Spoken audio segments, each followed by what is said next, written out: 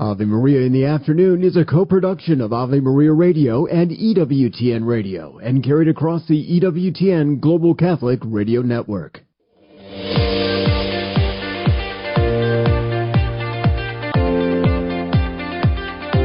Welcome to Ave Maria in the Afternoon, examining the world through the lens of faith from the heart of the Church to help us navigate the culture. Here's Dr. Marcus Peter. Good afternoon. Thank you very much for joining us on this hour of Ave Maria in the Afternoon. I'm Marcus Peter. As I mentioned in the first hour, my friend and executive producer Bryant Shanley and I are coming to you live from Acton University 2025, taking place in Grand Rapids, Michigan, at the DeVos Center. And this is an outstanding avenue of the intersection between faith and reason and culture and politics and the arts and literature and any area of consideration of human flourishing. And it's been this amazing heritage that Al was a part of, that he inducted us into, and we have been so blessed and joyous to continue. All of the interviews that you will be hearing today will be me speaking with professors of the courses at Acton University this year. We will start with speaking with Jim and Jennifer Weber. Now, they're not actually professors, but they're attending Acton University, and they are founders of what's known as the Economic Mission. And they founded this program starting off in Haiti. For years, Jim and Jennifer Weber sent aid to schools and to impoverished people in Haiti, but when they went for a visit, they realized that all of their welfare was only consumed for a moment, and it wasn't helping to remediate the poverty problem. And so what they came to realize is what Haiti needed, what poor people truly need, are solutions, structures, avenues, frameworks that will allow them to take ownership and agency of their life and engage in the work of innovation, engage in the work of meaningful work for the sake of creating value and for contributing to the common good of society. And that's what they did. They built a factory that started exporting goods, that created income for that area and frankly revitalized that area. Unfortunately, corrupt government got in the way, so we're going to talk about all of that after this. And we also talk with David Bonson, he's no stranger to this program, about our debt and economic growth. Is it really true that excessive government debt creates inflation? Or is the lesson of history that it creates something far, far worse? We need to seriously understand what it means to be taking on this kind of national debt and the debt to GDP ratio and how it will affect us and even our future children. And then finally, we speak with Dan Churchwell about how technology serves the common good. Throughout human history, the development of technology and its proliferation greatly expands human horizons. All this after the headlines. Thanks, Marcus. Good afternoon, everyone. This is your Ave Maria Radio News for Tuesday, June 24th. It's the solemnity of the Nativity of John the Baptist. Today's news brought to you by Visiting Angels, providing loving care and assistance for seniors in need. VisitingAngels.com. An early intelligence assessment of the U.S. military strikes on Iran reportedly claimed that it did not completely destroy the country's nuclear program and likely set it back only by months. Multiple outlets are reporting about the highly classified document produced by the Defense Intelligence Agency and the U.S. Central Command. The reports say the U.S. believes there was significant damage, but that was mostly due to structures above ground. The White House has slammed the reporting, calling the alleged assessment flat out wrong. The Department of Justice has filed a lawsuit against the state of Washington over its recent law mandating that priests must violate the seal of confession if child abuse is learned about during the sacrament of reconciliation. Washington Governor Bob Ferguson signing the bill into law that goes into effect July 27th. The bill makes exemptions for other professionals, such as nurses and therapists, but priests who fail to report abuse learned in confession could face up to a year in jail and a $5,000 fine. Millions in the Midwest and Northeast are once again dealing with dangerous heat. Here's NBC's Emily Ikeda. It felt like triple-digit temperatures from Texas to New England Monday, including parts of North Jersey, where a pair of outdoor graduation ceremonies landed 16 attendees in the hospital. A number of temperature records are expected to be broken again, with some places possibly reaching over 100 degrees. Stocks are higher and oil prices are down following the ceasefire agreement between Israel and Iran. The major indexes are each up well over 1%. Meanwhile, oil prices have been down more than 5% after falling more than 7% Monday. From your Ave Maria Radio.net news desk, I'm Steve Clark. Good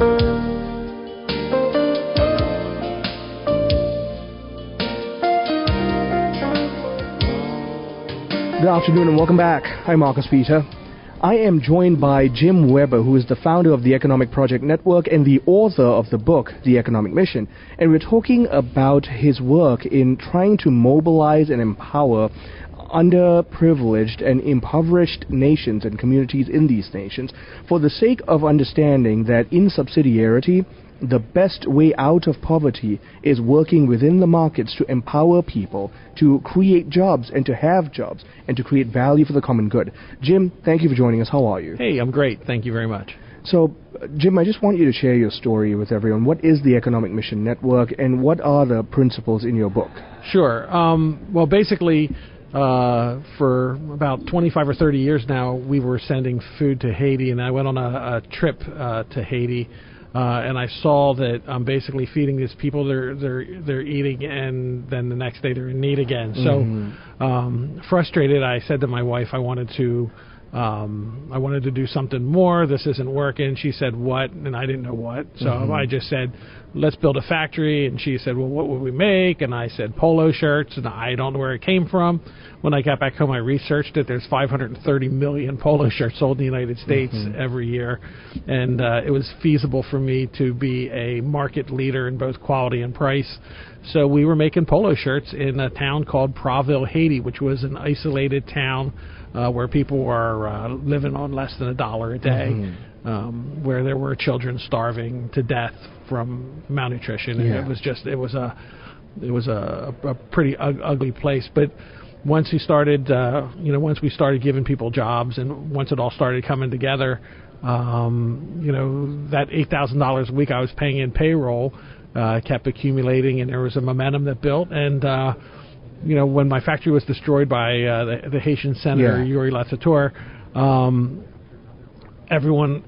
no one was rich, but everyone was at least eating and getting fed. Malnutrition was greatly diminished, and it was just a better place to be. And so you've raised some crucial concerns that many people probably don't want to think about. And in our post-Christian West, we don't realize that charity isn't about handouts. We give handouts, and that makes us feel good. But the real call here is to create those avenues and systems for our impoverished brothers and sisters to themselves develop structures and rise up. Correct. Well, when you talk about charity, I think you're talking about Christian charity and Christian love, and that's what put me in motion. There was no charity as far as handouts with this factory, because these people had to deliver the goods. We had to produce a shirt that was, coming off the line at $3.65, $3.70. We had to ship it to America in a certain way. We had to put a logo on it, and all these things had to happen, or we were going to lose to other worldwide competitors. Right. We had contracts with Subway, Aramark. There were very major players. We went out to see Walmart. So it's not like, we were in it. We were in it, slugging it out with every other manufacturer in the world, and we were winning. So that's the beautiful thing, and it's a model that we're going to try and put together. I can't leave. I was prayerfully considering some things, and God basically said, well, you're staying in Haiti too, so I'm going to be still doing things in Haiti, but I'm going to also be trying to do some things in Guatemala. So, but it's the charity is really about the love and loving these people, giving these people a shot, a shot to be great. Right.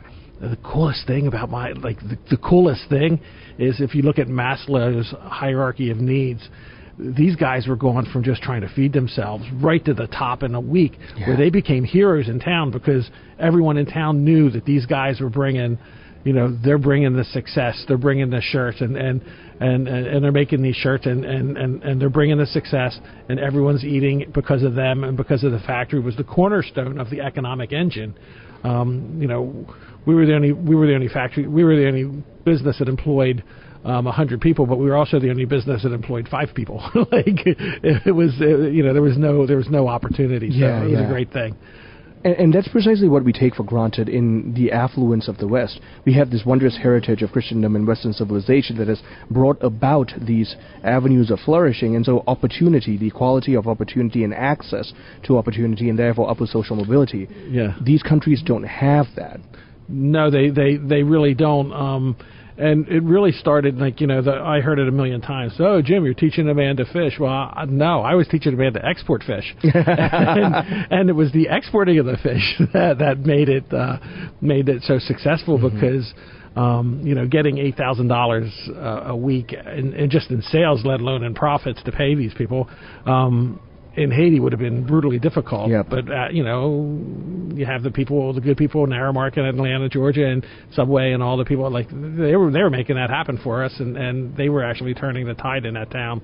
Right. And so what you're looking at here is also this global reality of diversification of labor, and so you're going to try to replicate that model for other third world nations like Guatemala. Correct. And what we look for is we look for an isolated community, because I like when payday hits, I want them spending their money locally. So we look for a place that's kind of isolated from town, so they can't go into town, and I want to keep that money bouncing around. Yeah. And one thing about that money is, and some people talk about velocity, and economists talk about velocity of money in terms of years.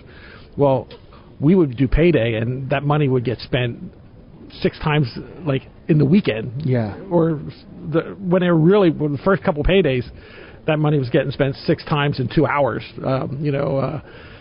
A kid was buying food, and a guy that sold the food was buying water or medicine, and and you could literally look out as the factory was operating and see the roof, because none of the houses in my town had roofs, so you could literally see roofs being built as a sign of economic growth. It was kind of a cool thing, and therefore, like you mentioned, fiscal velocity and the velocity of money was off the charts, right? Because there was so much need. Yeah, and again, you're looking at the flourishing of free market principles when governed by virtue. Absolutely, it's Adam Smith talks about in his book. He talks about in Wealth of Nations about how important the actual manufacturing is, as opposed to being an accountant or a lawyer or any of those things, how like that actual manufacturing can bolster an economy. And I saw it. I had 104 employees, and we were pulling 7,500 people out of poverty with that, and people were crossing the poverty line, and it was just a good thing.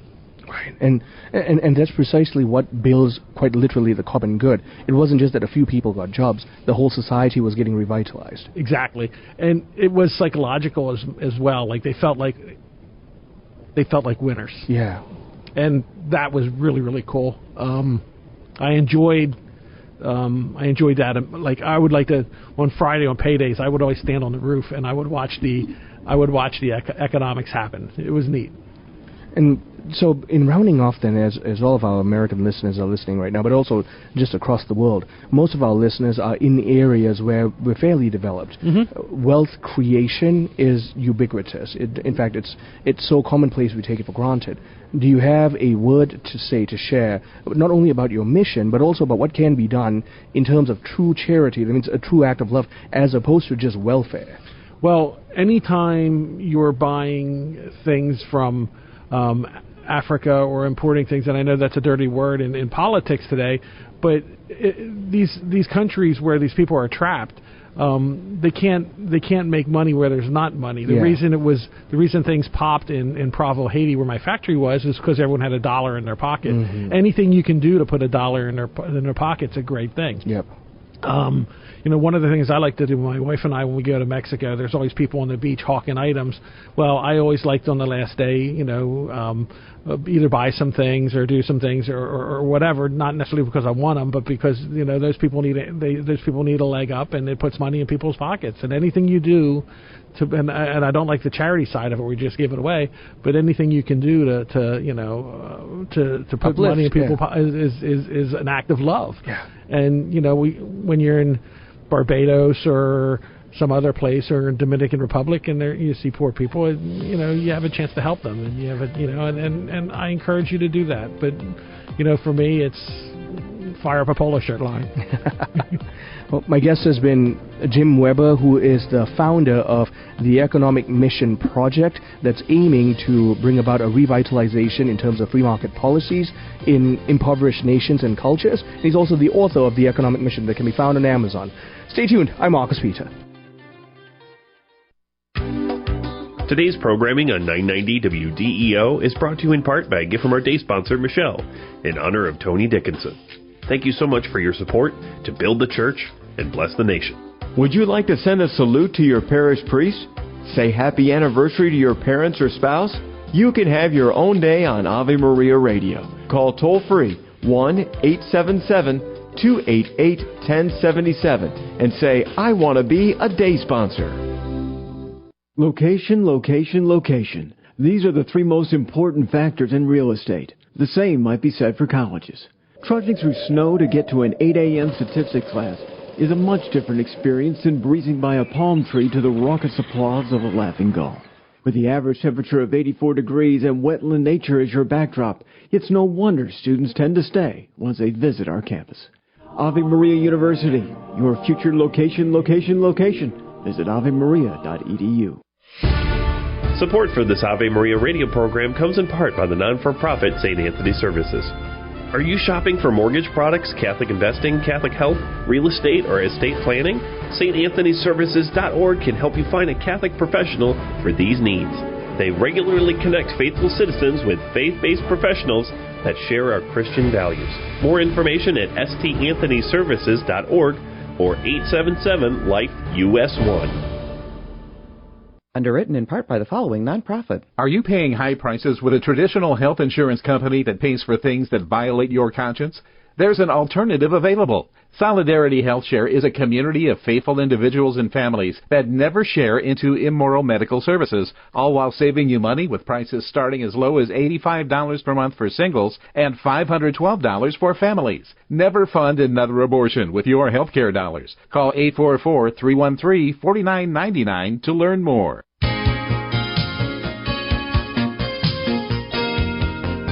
Good afternoon and welcome back. I'm Marcus Peter. I'm talking with David Barnson, founder, managing partner, and chief investment officer of the Barnson Group, and he's also one of the professors at this year's Acton University Conference in Grand Rapids, Michigan, 2025. And this year, one of his lectures is Debt, Crowding Out, and Economic Growth. David, always a joy to connect with you. Even when we're in the studios, I always enjoy when I get to connect with you, but to see you live in person is quite the experience. So how are you? Well, I'm doing great. Thanks for the kind words. Wonderful to be with you. So this question of crowding out with debt, I want to give you the broad strokes to just frame the conversation here for the sake of our listeners. They're not attending your lecture, but to understand this relationship between growth and economy, crowding out, and what debt does when handled rightly. So I try to use the analogy of what we've learned in modern economic history with Japan to provide a sort of framework in the United States whereby many look at our debt issue and say, oh, there's going to be a future collapse. Right. There's going to be a future catastrophe. Some predict there's going to be massive inflation. I say all of those things are possible, but not the base case, that in fact, while we're so busy looking for a future bang, we might be missing the whimper that's happening along the way, which is equally problematic. And that is the downward pressure it puts on economic growth. That even when there isn't a collapse moment, there is, since 2008, we have sort of accepted significantly subpar growth. Yeah. And that is now baked into a declining opportunity set for our children and grandchildren. And that this is all mathematical. It's not philosophical. It's not ideological. That there are so many more resources that have to be committed to paying the debt, that represented growth that had been pulled forward that now we don't get into the future. Right. And trying to understand this from an economic, but more importantly from a moral standpoint. And that's exactly what you do, which I greatly appreciate, the application of biblical principles into the work of governing our finances and economics, which, unfortunately, the secular economist just doesn't have a concept of. Now, in light of that, as you mentioned earlier, the speculations of the average person about all this, could it be because of a lack of understanding of what an asset bubble is and what it does? Well, there's definitely a lack of understanding about it, and part of the reason is that people like asset bubbles. They feel great when they're happening, and then, of course, the hangover that comes from it people don't like, but they also tend to not fully understand what exactly happened. And then what the point of this is that we don't really allow people to suffer the pain of it. So we use fiscal policy, Keynesian government spending, and then monetary policy, artificially low interest rates, quantitative easing, various tools the Federal Reserve has. We use fiscal and monetary policy to sort of soften the effects of what has happened, and it creates a public misunderstanding of what happened and why, and what it means going forward. It's understandable to some degree. Short-termism is kind of a way of life for a lot of people. But taking a longer-term perspective, I think it requires us to understand history a little bit. And then looking forward, we need to be grateful for what we have that makes us not Japan. Japan had 0% economic growth for 30 years. That's right. We've had something just a little bit below 2% for over 15 years. That is much better than zero. It's also much less than the 3.1 real GDP growth that we had averaged from World War II all the way to the financial crisis. So we're somewhere in between there, where it's not as good as it could be, it's not as good as it should be, but it's better than it has been in countries like Japan. We owe that to the fact that we do have a stronger population, stronger productivity. There's a DNA of entrepreneurialism, of risk-taking in American life. But our demography is headed in the wrong direction. We're having less kids. Even when I talk about our DNA of risk-taking and entrepreneurialism, I see more and more demonization of risk-takers. Exactly.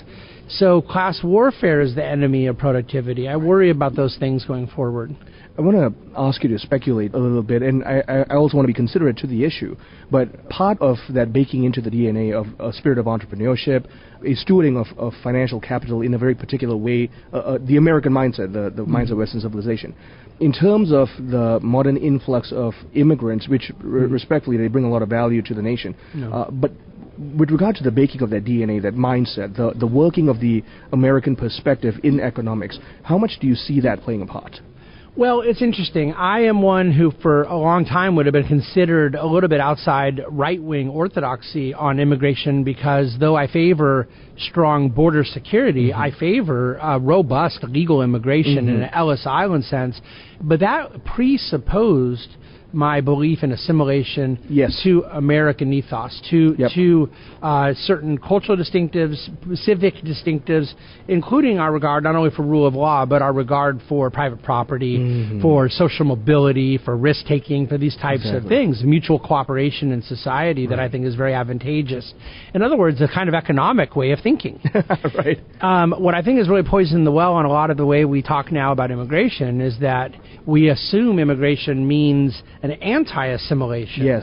There's a kind of multiculturalism that does not call for people to embrace a lot of this, and in fact, it oftentimes encourages them to embrace the welfare state. This complicates things a great deal. We need robust immigration as part of population growth. By the way, the less kids we're all having, the more we need it. Because economic growth, by definition, is population growth plus productivity growth. If population is not going to be growing from new fertility, then it's going to have to grow from immigration, or you're going to get downward pressure on economic growth. That's just an algebraic formula. I believe that what we need is both from our immigrant culture and our domestic-born culture, which involves our school system, our families, our communities. We need to celebrate an economic way of thinking. We need to celebrate the aspirational society. So class warfare that demonizes successful people works against this. Heavy regulation and tax burden on small business, on family business, it hurts this way of thinking. So these things are all connected and ultimately part of the same conversation. I completely agree, and that's why I asked you, because I know I know enough about what you do to know where your answer was going to go, and so that brings to mind that earlier point that you made about it's not just historical amnesia that we have right now. We seem to have an economic and financial amnesia, and if we don't learn from history, taking a look at class warfare right now and the problems we have even in terms of higher academia and how the free market system is just simply outrightly demonized. In the process of that, I want to ask you to comment on our borrowing habits of late, especially, and how that has impacted things like the price of capital and simply the debt bubble that we're seeing. Well, it is a debt bubble that is very different than the 2008 debt bubble. We had a household debt bubble in 2008 that had to de-lever. A lot of people had to liquidate assets at a loss, basically give homes back. Then our financial system had to incur the losses of that, the debt holders, the creditors who were left holding the bag.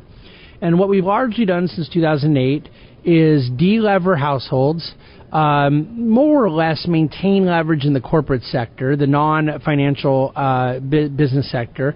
That's where you can handle a fair amount of leverage because it's the most productive part of the economy. But then we've just substantially re-levered the governmental sector, which is the least productive part. There's no multiplier effect in levering up the governmental sector. We are giving out a lot more money than we're taking in, and that deficit borrowing has led to a total credit card debt, if you will, that is many, many tens of trillions of dollars, and people are aghast that it could have ever gotten to this level.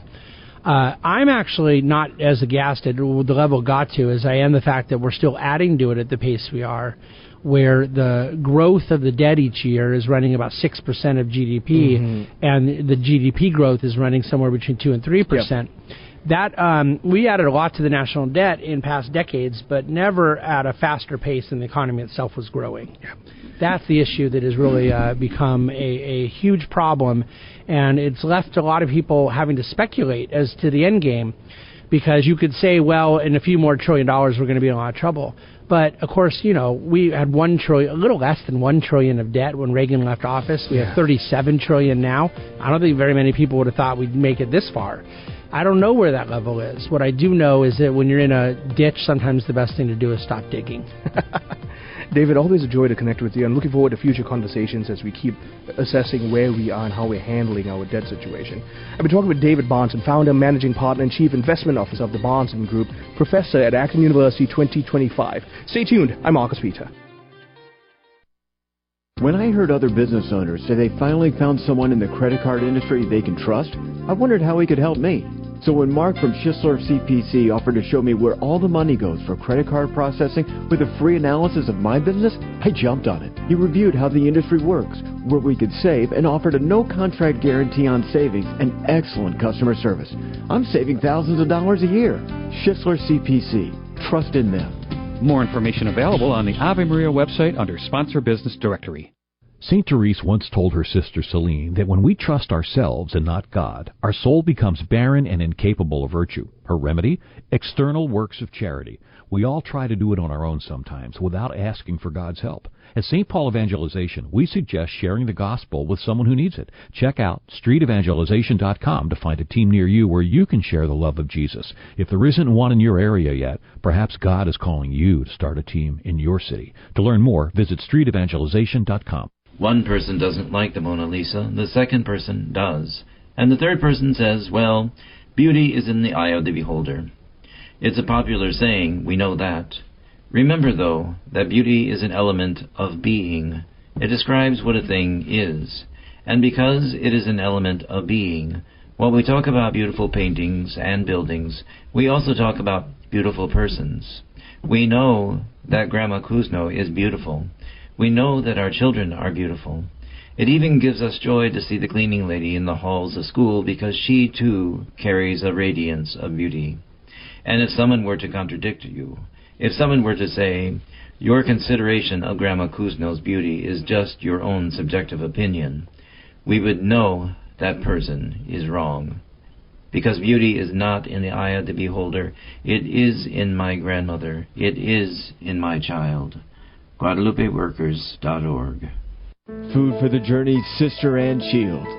And trust is something that we're lacking these days. We don't have much trust in anyone, let alone the God we cannot see. And yet, if by grace and by the work of the Holy Spirit in us, by baptism and by confirmation, We ask the Lord, just very simply, increase my faith. Increase my faith. God will give you eyes to see and ears to hear His action in your lives. You'll penetrate through the darkness, through the difficulty, and you'll begin to see. It's a walk by faith, but you'll begin to see, and God will give you confidence and strength to follow Him and to do it His way. It's not easy, but God will supply the faith if we ask for it. If I fix my gaze on Him now, I begin to experience more and more His action in our lives. You know, we've got to be attentive. God doesn't come in with a sledgehammer. He comes in with this small, still voice. We need to become sensitive and attentive. And if we ask the Holy Spirit, He will give it to us. Just keep asking. Food for the Journey with Sister Ann Shields can be now heard on the audio archives page at AveMariaRadio.net. This program brought to you in part by Ave Maria, Florida, a big kind of small town where golf carts take you everywhere and there's always something fun around the corner. Discover championship golf, resort-style amenities, and a town center full of shopping and dining. With Ave Maria University and Ave Maria Catholic Church at its heart, it's a community full of connection and charm. More than 25 model homes are available for viewing. More information can be found at AveMaria.com. That's AveMaria.com.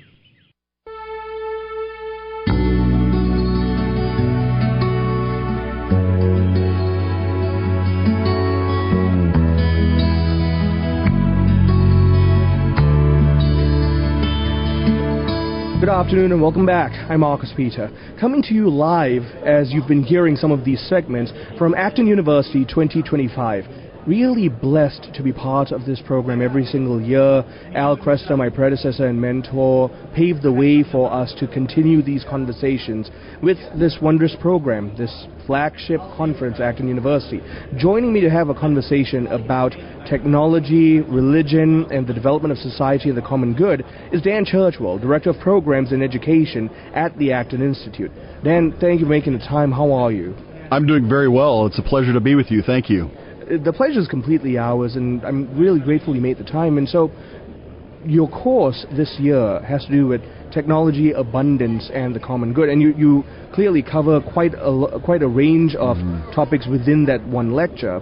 So painting with broad strokes here, one of the things that you've pointed out, which is completely true, there's this book, The Second Machine Age, where they talk about the exact same premise, that everywhere we've seen great technological booms, we have seen not only religious, but therefore socio-political upheavals or transformations, and this is globally ubiquitous. Yep. So that broad stroke, I just want to give you the floor. No, I appreciate that. I mean, I love talking about technology. Obviously, everyone now, it seems to be talking about artificial intelligence, and you understand why. It's somewhat of a black box to some people, very exciting to some people, and so, but I've been excited and interested in the topic of technology for over 30 years, and thinking and writing and speaking about it, and I really want people to see what Neil Postman argued is the ecological nature of technology. In other words, that it's not merely economics. Right. A lot of people talk about, technology and the growth of abundance, or the idea of GDP growth or employment. But anywhere we have technology, you have technological disruption. Yep. And so when you think about disruption, and at Acton, that we value the understanding of what it means to be human. Yep. And how do we interact with the tools that are around us, the people that are around us.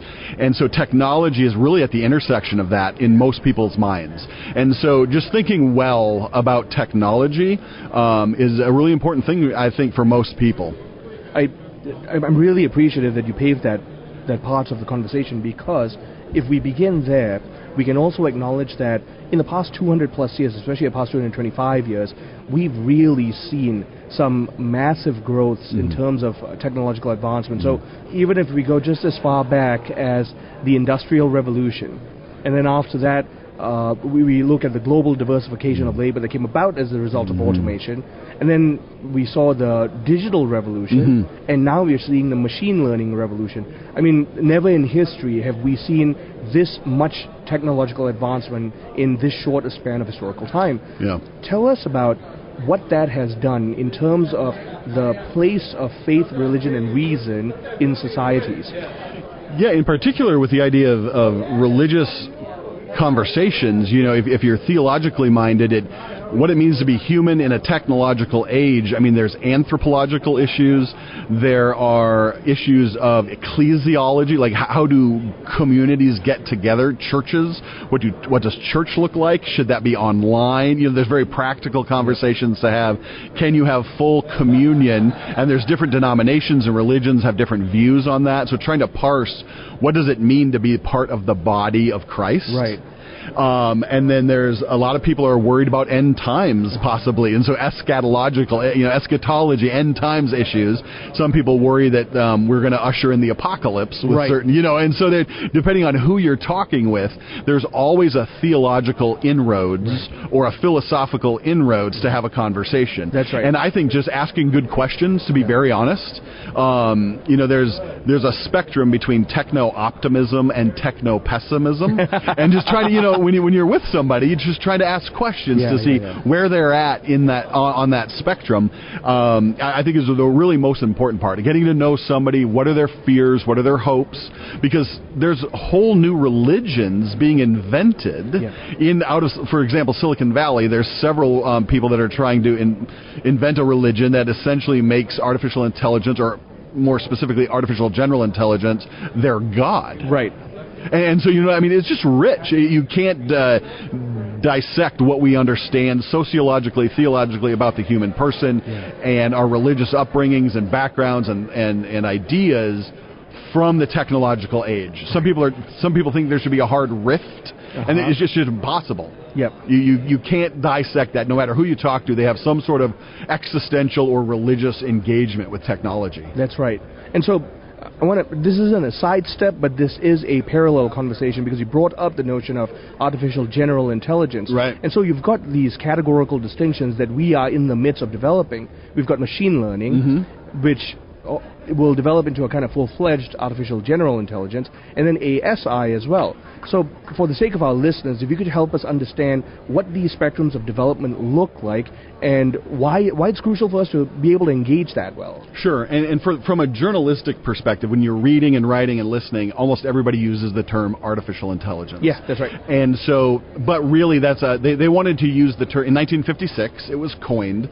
So what a good friend of mine likes to say, artificial intelligence is old enough to be collecting Social Security. It's an old idea, right? In technology, even though the last 3 years with ChatGPT and some of these other large language models. But when you say AI, you're talking to a journalist or somebody who's being hyper generalistic, because there's 10 to 12 different types. Right. So asking the secondary questions are really important. Are we talking about large language models? Right. Are we talking about machine learning? Are we talking about what it means to have AI agents?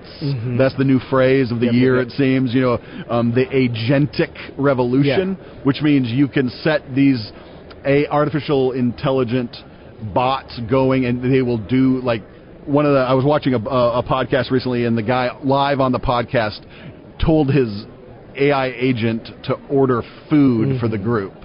And then they just and showed the process as they were talking about other things, and the agent just went and did all of it for him. It had access to his credit card, and then eventually the delivery guy came into the studio and gave them their food within 20 minutes after he just put one simple prompt in. So I think the question for me is, how useful are we? What are we seeing the use cases for artificial intelligence now? No matter what, once we ask those secondary questions, because if we're talking about large language models, the top 3, it was just released last month. The top 3 uses of ChatGPT or its similar, children, if you will, are all therapeutic. People are coming to ChatGPT. You think about it, it should be coding or business related, and the top 3 are actually all therapeutic. They're coming to it for counsel, for therapy, for relationships. And this is this isn't one data point. This is and so people are really, when I think what technologists like to think is they have an idea of what they're building and its use. And largely, when you study the history of technology, there are many different uses that come about that are well beyond the scope of what the designer thought it would be. That's right. And so I'm not a techno-skeptic necessarily, but I like to pull back on the hype a little bit and say, where is the hype? What are these doing? What is the data? Because a lot of it really is, if you want to be negative, a lot of it's propaganda or a lot of it's marketing. Right. Because a lot of these companies are trying to sell us something. And there's really not, outside of manufacturing and certain research ideas in science, there hasn't been a lot of technological development with AI that comes down to the common man using it from day to day in a financial way. That's right. Because when we go, we can use free. ChatGPT is free essentially to us if you don't use one of the models that you pay for, and most people use it at that level. And so they're not seeing enterprise solutions that are really driving down to the common man. So I just want to have people, temper the excitement, say, where can we use this tool? But as Marvin Kranzberg said, one of the fathers of the history of technology, he argues that technology, they're tools, but tools, neither positive nor negative, but they're never neutral. Tools always change ecology. Right. And what I mean by ecology, I mean, our social systems are, there's, from a Catholic or a Protestant perspective, there are people building apps. There are people building, can you go to confession with an app? There's really some interesting practical conversations to be had about the use cases of these tools. And we're talking with Dan Churchwell, Director of Programs and Education at Acton Institute, continuing this conversation on the other side of the break. Stay tuned. I'm Marcus Peter. Ave Maria in the Afternoon is underwritten by the following nonprofit organization: Real Estate for Life. Buying or selling your home or business property? Real Estate for Life can connect you with one of 1,400 pro-life real estate agents around the world.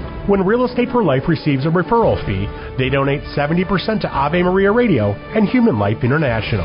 More information at realestateforlife.org or 877-LIFE-US1. That's realestateforlife.org.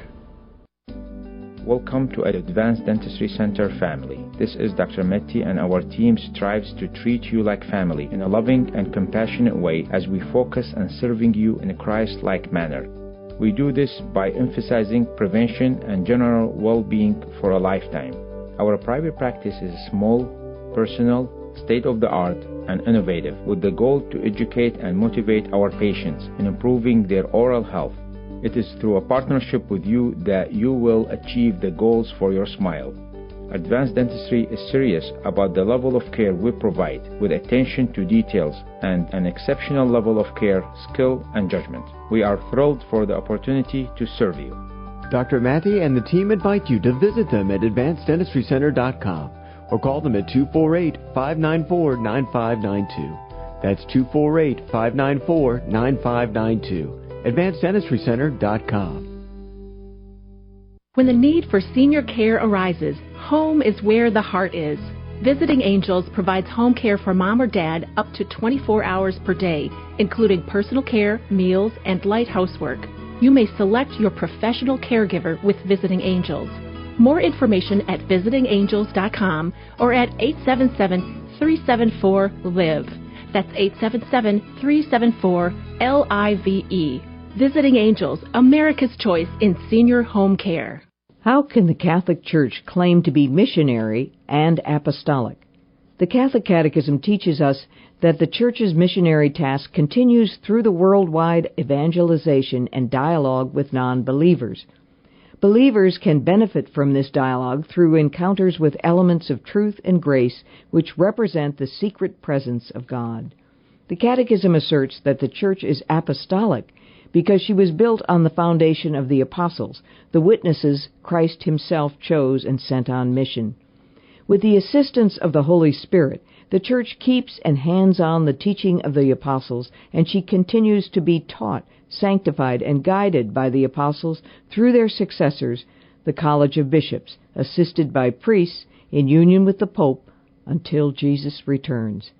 This is Peggy Stanton, and this has been the Order of Malta's Minute with the Catechism. You're listening to Ave Maria Radio. Ave Maria Radio. Location, location, location. These are the three most important factors in real estate. The same might be said for colleges. Trudging through snow to get to an 8 a.m. statistics class is a much different experience than breezing by a palm tree to the raucous applause of a laughing gull. With the average temperature of 84 degrees and wetland nature as your backdrop, it's no wonder students tend to stay once they visit our campus. Ave Maria University, your future location. Visit avemaria.edu. Resetting your password, unsubscribing from emails, printing anything. Why are simple things sometimes so complicated? Thankfully, with an auto owner's insurance independent agent, getting the right coverage for your business doesn't have to be one of them, so you can get back to more important things, like learning how that printer works. That's simple human sense. Call Choice Insurance Agency at 734-641-4200.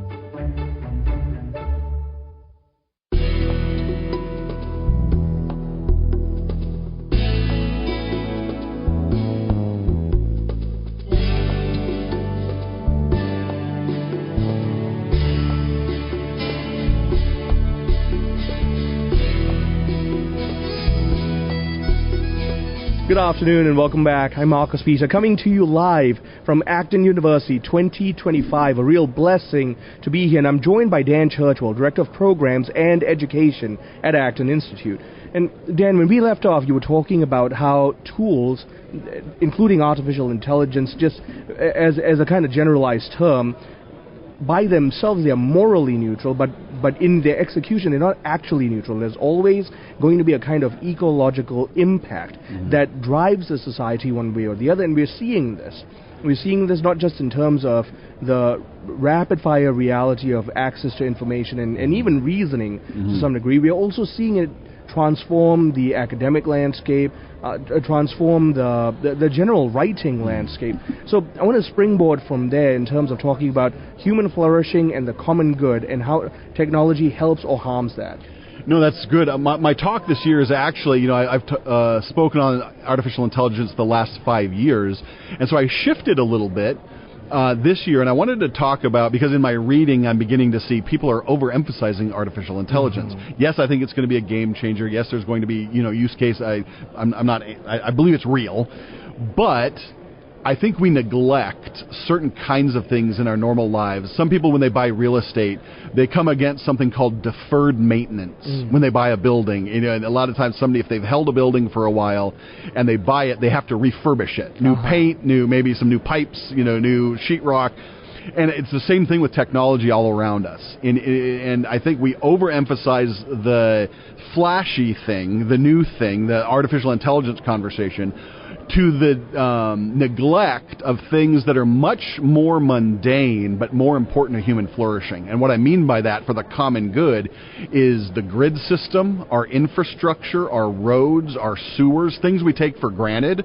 But if didn't exist or aren't maintained, they will deleteriously affect all of the other systems. You could never have artificial intelligence if you don't have proper electrical grids. And when you look at the developing world, the number one thing they need now are solid infrastructures to build flourishing societies. Right.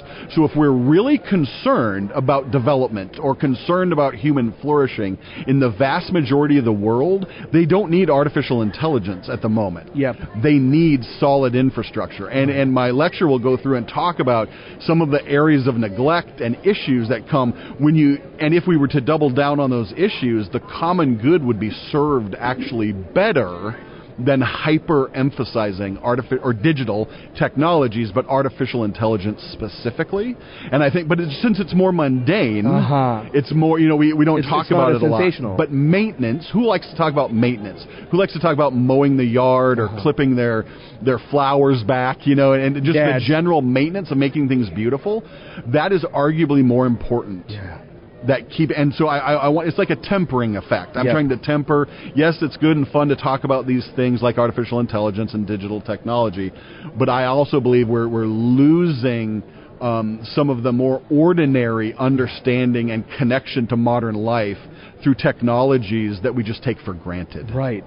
And going back to a mutual friend or a mutual favorite author that you brought up, Neil Postman, in Amusing Ourselves to Death, he brought up that reality that as soon as we went visual, with our media, with our proliferation of information, we substituted the capacity for long-form and long-term thinking out of ideas for short-term entertainment bursts. Right. And we're seeing that with this whole AI thing. It's easier to proliferate the rapid-fire burst message that we're in an apocalyptic era. Terminator, right? Skynet's going to take over the world.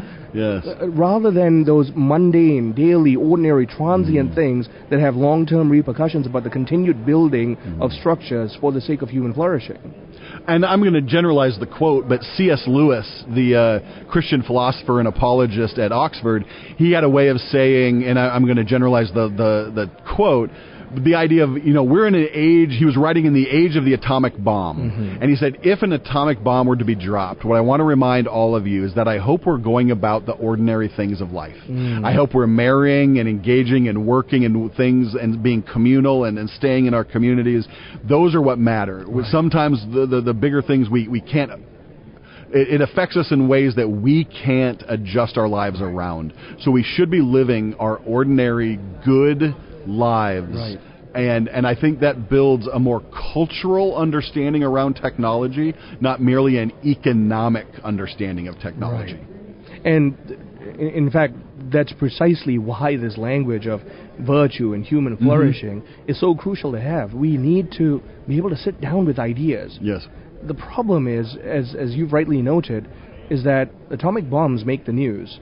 Artificial intelligence doing something odd makes the news. Dad mowing lawn doesn't.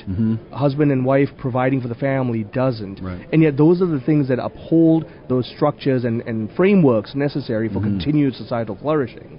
There's a quote that P.J. O'Rourke says that he goes, everybody wants to change the world, but nobody wants to help mom with the dishes. Right.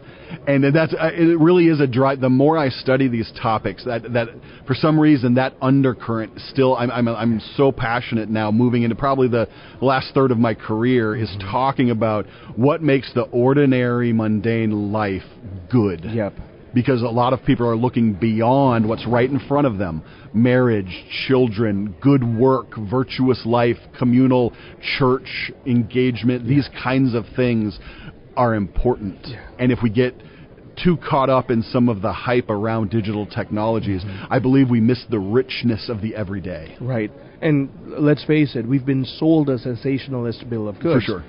It's what sells the product. And as we continue to be fed that narrative, it's easy to become techno-skeptic.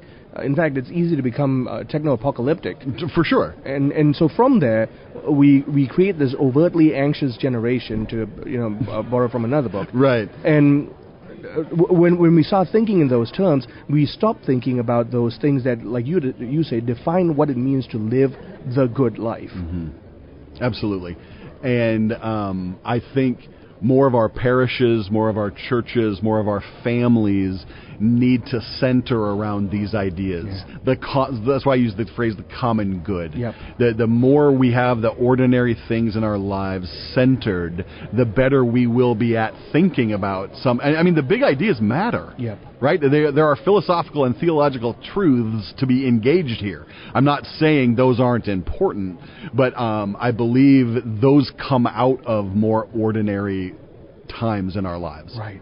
And so this question of abundance, this question of, like you mentioned, the common good, it's not something that happens by happenstance. It happens by virtue engaging with human capacity, engaging with these laws of the free market, the laws of natural reason at play. And because it's a common good, you're seeing how the human person functions within society to bring about its flourishing. Every one of us serves that purpose. So for the sake of our listeners, even in utilizing digital technology, an exhortation about how we ought to go about this well. For sure. I mean, we all use it to some degree, right? I mean, hardly, you don't meet many people that are completely off-grid. Or those that are off-grid are advertising it on YouTube. It's a funny conundrum. But this idea that technology is a gift and using it well is something we should hold at high value and not, I think when we wake up in the morning, we flush a toilet, we turn a shower on, we flick a light switch, we just forget all of the work that has gone in to give us the lives we have. Right. And there's a certain sense of centering about being thankful for the technology that is more mundane and realizing, okay, how do I use this for the glory of God? Right. How do I use this to the benefit of my community? Right. And so it's not pure profit motive. When you hear some of the technologists, it seems like they're out to make the next large thing, become the next billionaire. And as we know, in free markets, profit follows, and I love that. But it's servicing a customer. Yep. And so what are we building, and who will be using it, and how it will be shaping them, I think are just as important conversations as just the bottom line. Right. And so the question is, see a need, fill a need. That's how absolutely. It's so work. Basic. Yeah, right. So we're running out of time, and I want to have you frame the conversation as how we started, which has to do with Catholics listening right now, Christians listening right now, have an obligation to engage all of these spheres, not in trepidation, not in isolationism, but in the reality that Christ truly is Lord over every sphere of human ingenuity, including the development of technology. Yes, and those some of your listeners might be involved in the discipline of creating code, of creating these, and those are worthy labors.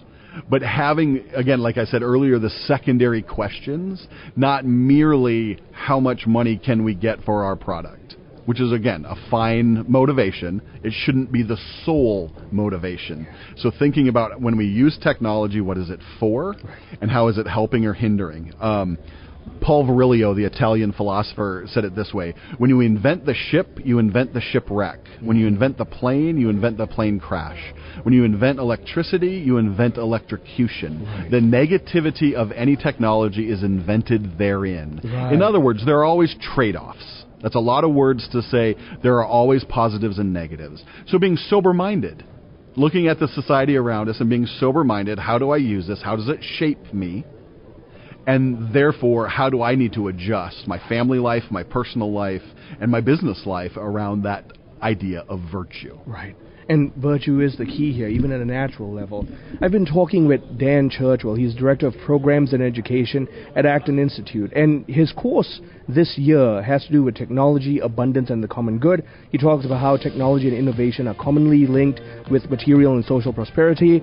He has a piece out on religion and liberty called The Gospel According to Silicon Valley, wherein he talks about how technology, especially over the past 225 years, has really created a milieu of shaping religious and socio-political development in culture. So check out his work and consider coming to Acton University 2026. Stay tuned. I'm Marcus Peter.